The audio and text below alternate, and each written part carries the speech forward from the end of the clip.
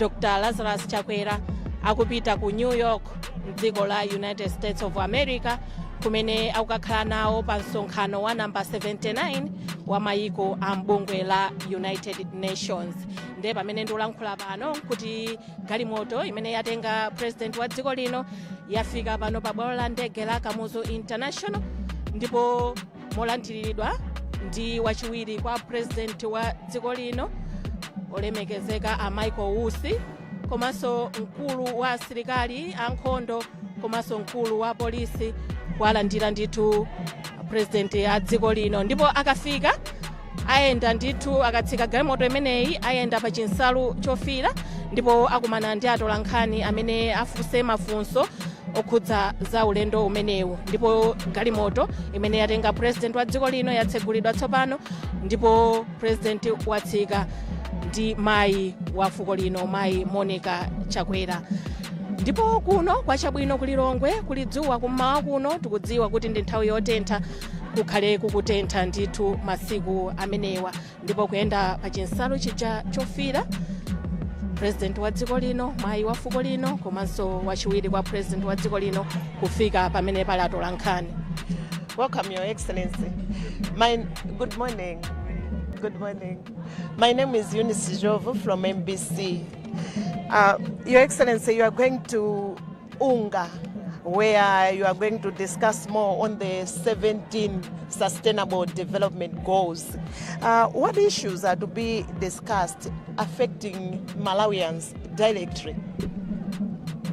You know that every country has been reviewing their status with regard to the sustainable goals, and so Malawi inclusive, and we'll be sharing notes with fellow countries to see what progress has been made and what has not worked, and what needs to be speeded up in order for us to make sure that we are on track despite challenges.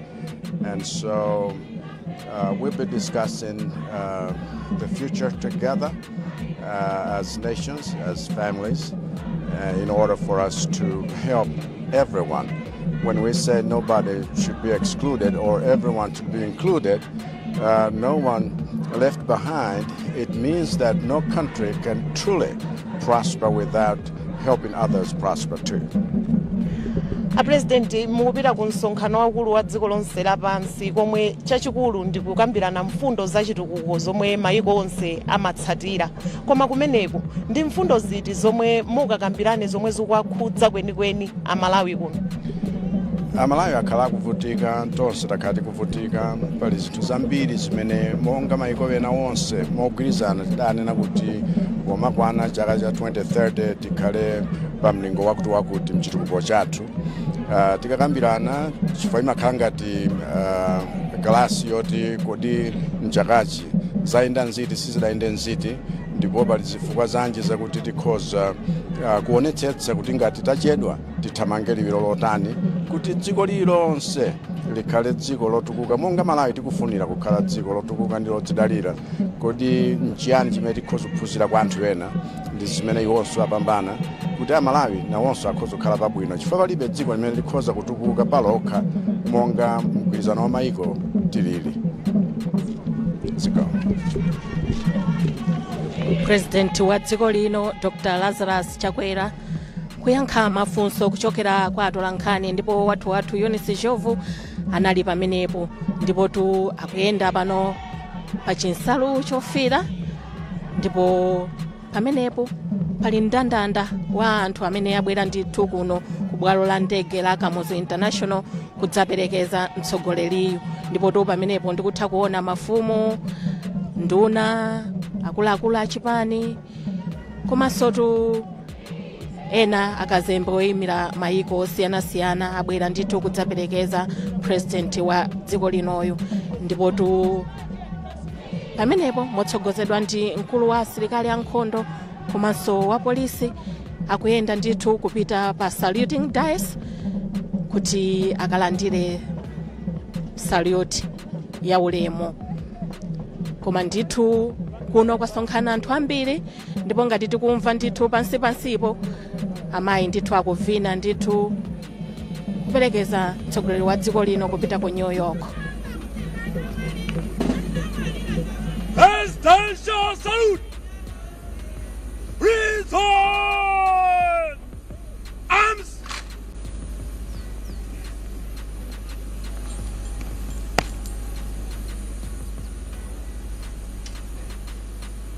Your Excellency, Guard of Honor mounted by 2nd Battalion of the Malawi. Dr. Lazarus Chakwera wamaliza kuyendera perete wa asilikali ndipo motsogozedwa ndi mkulu wa polisi komanso oyimira mkulu wa asilikali ankhondo akuyenda pachapa chinsalu chofira ndipo tu pamenepo kuti tsopano akwere ndege apite ku New York mdziko la United States of America kukakhala nawo pa msonkhano wa namba 79 wa mayiko a mbungwe la United Nations. Ndipo mphepete mwa ndege imeneyi imene inyamule president wa dziko lino mwandanda akuluakulu ndithu aboma komanso ena nduna mafumu kuti atsanzikane ndi president wa dziko lino pamene akuyenda ulendo wake opita ku New York. Ndipo tu zokambirana za atsogoleri a mbungwe la United Nations ukuchitika chaka chino pamutu oti osasiya aliyense mbuyo kugwira ntchito limodzi polimbikitsa mtendere, chitukuko komanso kulemekeza umunthu pa m'bado uno komanso wamtsogolo. Ndipo tu president komanso tumayi wa fuko lino pano ndithu akwera ndege imeneyi ndipo pano wafika pa khomo la ndege imeneyi kuzabayibitsa ndithu kutsanzikana ndi anthu amene asonkhana pano pa bwalo la ndege la Kamuzu International kuti kuwafunira mafuno abwino a president ayende bwino pa ulendo umenewu.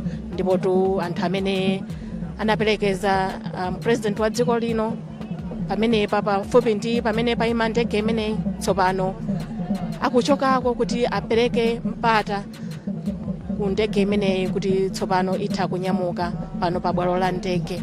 Ndipo tu wachiwiri kwa president wa dziko lino Dr. Michael Usi akuyenda ndithu pa chinsalu chofira kuchoka kumene kuli ndege imeneyi kuti nawonso apereke mpata umenewu. Msonkhano umenewu umene tukamba wa atsogoleri a mbungwe la United Nations ukapereka mwayi kwa atsogoleri a mayiko amaboma komanso nduna kuunguza njira zothetsera mavuto okhudza mtendere, chitetezo komanso chitukuko chokhazikika. Ndipo tu msonkhano umenewu wa United Nations umene umatchulidwa pa Chingerezi kuti United Nations General Assembly unga pachidule wa chaka chino akuti ukubwera pambuyo pa mavuto ochuluka kwambiri mu mbiri ya bungwe limeneli, mwachitsanzo nkhondo ya ku Gaza pakati pa Israel ndi Mapalestina ndi vuto lalikulu limene lilipo pakadali pano. Ndipo tu lero mtsogoleri wa dziko lino Dr. Lazarus Chakwera akunyamuka pano pa bwalo la ndege kupita mdziko limeneli kuti ndi atsogoleri ena amayiko ena akathandizane pa mfundo zikuluzikulu zimene zingabweretse mtendere komanso chitetezo m'mayiko osiyanasiyana. Atsogoleri okwana 134 omwe ndi mamembala a mgwirizano wa mayiko apa dziko lapansi akuyembekezeka kukalankhula ndithu pa msonkhano umenewu. Ndipo tu tinenenso kuti bungwe limeneli la United Nations mamembala ake tinene kuti mayiko amene ali mbungwe limeneli alipo 193 onse pamodzi. Ndipo tinene kuti president wa dziko lino akakhale kachitatu chikhalireni pa ulamuliro wa upresident wa dziko lino kupita ku msonkhano umenewu wa United Nations. Msonkhano woyamba wa president wa dziko lino Dr. Lazarus Chakwera unachitika unali wa namba 77 mchaka cha 2022. Ndipo tu wina umene anakakhala nawo unali wa namba 78 mchaka cha 2023. Chifukwa cha mavuto a COVID, msonkhano wa mchaka cha 2020 ndi 2021 umenewu anachita timati pa Chingerezi virtual unachitika ali kunoko nkumatsatira kuti kodi kusonkhano umenewu kukuchitika zotani. Ndipo tu monga mwa nthawi zonse pali chiyembekezo choti President wa dziko lino Dr. Lazarus Chakwera akalankhula pa msonkhanowu mfundo zokhudza dziko lathu, kukafotokozera ndithu atsogoleri a mayiko ena komanso kuthandizana nawo pa mfundo zosiyanasiyana kuti kodi dziko lathuli la Malawi lingapindule bwanji makamaka kudzera pa mkumano waukulu ngati umenewu. Komanso umakhala mwayi onena kuti mabungwe ndi makampani kuwapempha kapena kuwauza zabwino za dziko la Malawi kuti zimenezi akabwera kuno mwina kuzakhazikitsa makampani awo atha kupindula mu njira yotani. Ndiye makhalatu nthawi yonena kuti atsogoleriwa amapeza mwayi onena kuti anene mfundo zawo zokhudza mayiko awo, komanso kuti anene kuti kodi ifeyo ngati dziko ndi mfundo ziti zimene tingatsatire kuti nafeso titukuke pa ntchito zosiyanasiyana ngati anzathu amayiko ena. Nde tinene kuti President wa dziko lino pamene akunyamuka mdziko muno ndi mwayi waukulu wa dziko la Malawi kuti akalankhule ndithu akayimirire dziko lino pa mfundo zosiyanasiyana zimene atsogoleri akakhale ndithu akupempha mwina mabungwe komanso mayiko osiyanasiyana pa ntchito zawo. Ndipo tu nkhani zina zimakhala kupatula mwina za maphunziro, zokweza maphunziro ndi zosiyanasiyana. Nde panopa tinene kuti pamene injini ya ndege imene yatenga President wa dziko lino yalira nthawi ina iliyonse ndege imeneyi ikhale ikunyamuka pano pa bwalo la ndege la Kamuzu International kupita kuja ku New York mdziko la United States of America. Ndiye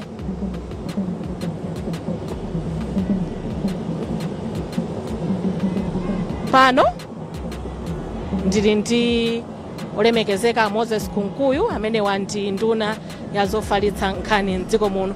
Olemekezeka, tatiuzani kuti ulendo umene President wa dziko lino akunyamuka mdziko muno kupita ku New York mdziko la United States of America upindula bwanji makamaka ku dziko lino la Malawi?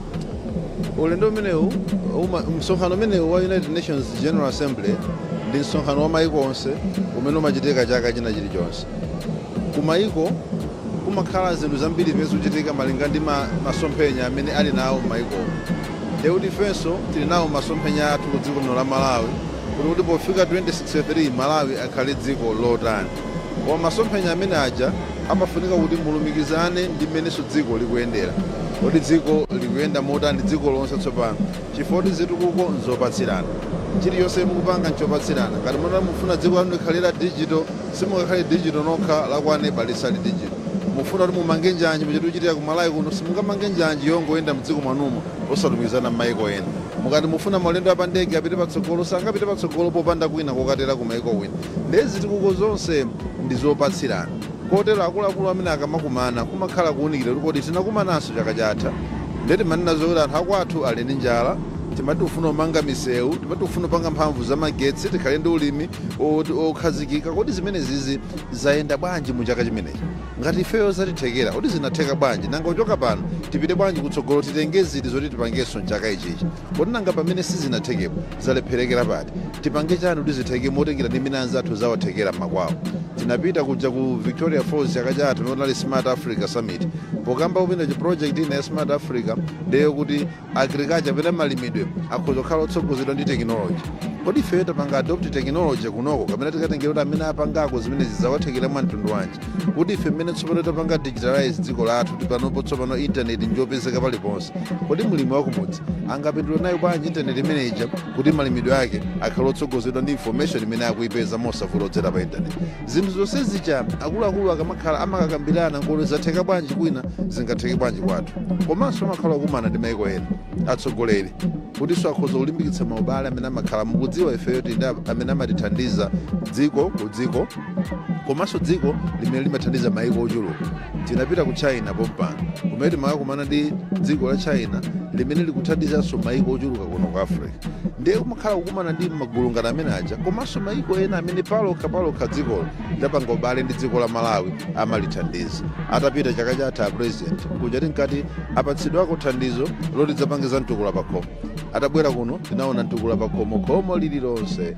zinthu ngati zimene zimakhala kuti anakumananso ndi ndani ena amene athandizira mbali zimenezo ndiye kupita kwa president ulendo umenewo kutithandizira kuti tsopano sinkhani yomangokamba kuti akhangati kumakapezeka china chake ayi koma akapita nkuti tipanga mphamvu za magetsi zimadzaoneka kuno magetsi anasiya kuzimu akapita nkuti ayi koma kunoko tifati pereke ndalama za mtukula pa khomo zimadzaoneka akapita nkuti tifati mange masukulu block zimadzaoneka kumanga masukulu aja ndiye kuti maulendo a president awo akamayenda akubweretsa zinthu zimene za ku dziko la Malawi zimene Malawi tsopano aziona mu zaka 5 zimene zapitazi chabwino nde pa nkhani zina zimene zikukakambidwa kumeneko zachitetezo mwina zikupereka uthenga wotani kunoko malingana ndi mfundo zimene zimasomphenya a Malawi a 2063 mukudziwa chitetezo cha dziko chimakhalapo chitetezo cha inuyo ngati dziko lanu komanso chitetezo chimene ndi cha dziko lathu lonse chifukwa chakuti dziko lonse lapansi ngati kukhala zinthu za mikangano maiko na amayambana